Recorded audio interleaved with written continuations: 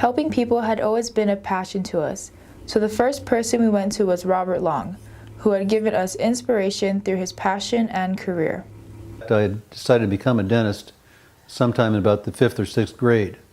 My father had always wanted to become a dentist and kept impressing on me the benefits of becoming a dentist, being your own boss, working the hours and times that you wanted to. He also always said that it was a good way to ensure you had a decent living. You'd probably never be a millionaire, but you'd never go hungry either. One incident that happened when I was a young man was that on a Christmas day, when I was 8 years old, I had a terrible abscess in a tooth and was in extreme pain. And a kind dentist in Riverside, California, Dr. Robert Brodlick, came down and saw me and took care of the problem, taking away his time from his family on Christmas. I thought it was very cool. So I thought, yeah, if I can do something like that to help people later on, it's what I want to do. Robert Long was born and raised in California.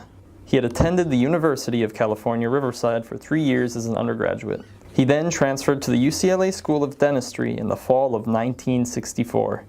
He later moved to Kauai and begun his practice.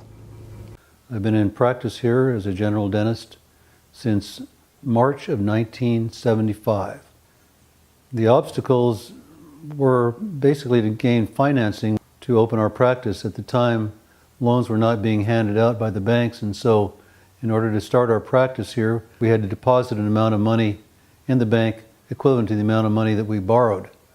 The second obstacle was the lack of any office space on the island.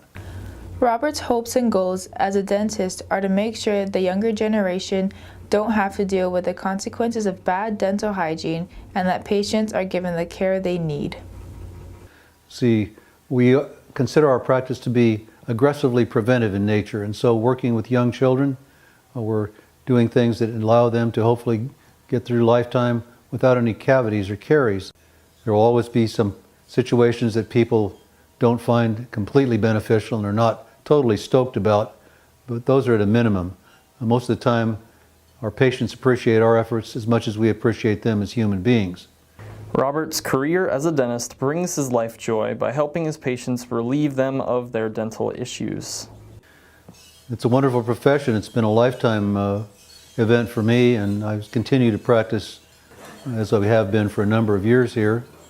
It's a means of helping other people out, providing relief from pain in some situations, but again, most importantly, helping people, young people, learn how to take care of themselves so they don't fall victim to a lot of the discomforts, the diseases that are otherwise rampant or can be rampant in a population.